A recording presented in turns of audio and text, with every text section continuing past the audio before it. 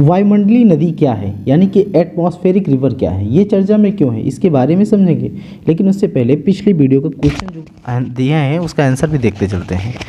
Question है कि हाल ही में खबरों में रहा निसार उपग्रह किस संगठन द्वारा विकसित किया गया है।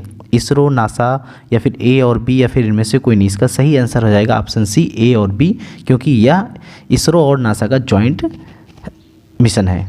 ओके, इसलिए निसार उपग्रह को इसरो और नासा ने विकसित किया है। वायुमंडलीय नदी क्या है?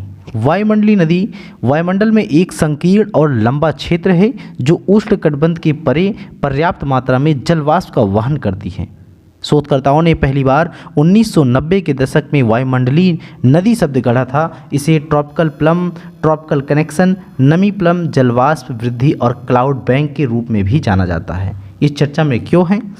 दरअसल वायुमंडलीय नदियां हजारों किलोमीटर लंबी हो सकती हैं और मिसिसिपी नदी के मुहाने पर पानी के औसत प्रवाह के बराबर जलवाष्प का परिवहन कर सकती हैं।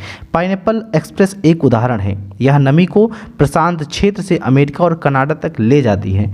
कैलिफोर्निया वर्तमान में वायुमंडलीय नदियों के आगमन के लिए तैयारी कर रहा है, जिससे भारी वर्षा, बाढ़ और भारी हिमपात होने की उम्मीद है। अब वैज्ञानिक वायुमंडलीय नदियों की पहचान कैसे करते हैं?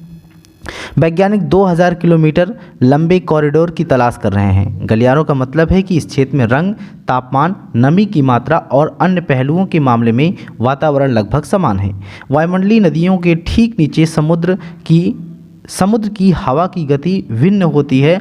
इसी प्रकार समुद्री बर्फ के आवरण और वर्षा की तीव्रता है। वायुमंडलीय नदियों पर जलवायु परिवर्तन की क्या प्रभाव है? वातावरण की अधिक से अधिक नमी धारण करने की क्षमता बढ़ रही है। यह बढ़ते वैश्विक तापमान के कारण है। जैसे जैसे तापमान बढ़ता है, हवा अधिक पानी धारण कर सकती है। इसलिए वायुमंडलीय नदियाँ अधिक तीव्र या फिर हिंसक कह सकते हैं होती जा रही हैं। वह लंबी और चौड़ी हो रही हैं। वायुमंडलीय नदियाँ की एक समस्या क्यों है?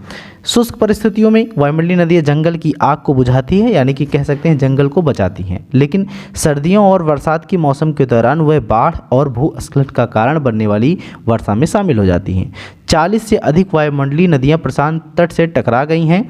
उन्होंने अब तक ज़्यादा नुकसान नहीं पहुँचाया है, लेकिन हाल के दिनों में ऑस्ट्रेलियाई तटों से टकराने वाली वायुमंडलीय नदियाँ गंभीर क्षति पहुँचा रही है। आइए क्वेश्चन देखते चलते हैं। क्वेश्चन है, निम्नलिखित कथनों पर विचार कीजिए। पहला कथन है, वायुमंडलीय नदी वायुमंडल में एक संकीर्ण और लंबा क्षेत्र है। दूसरा है, शुष्क परिस्थितियों में वायुमंडलीय नदी जंगल की आग को बुझाती है। उपरोक्त में से कौन सा कथन सही है? केवल एक, केवल दो, एक और दो, दोनों, न तो एक न तो दो, दोनों। इसका सही आंसर आप लोग कमेंट बॉक्स में जरूर दीजिएगा।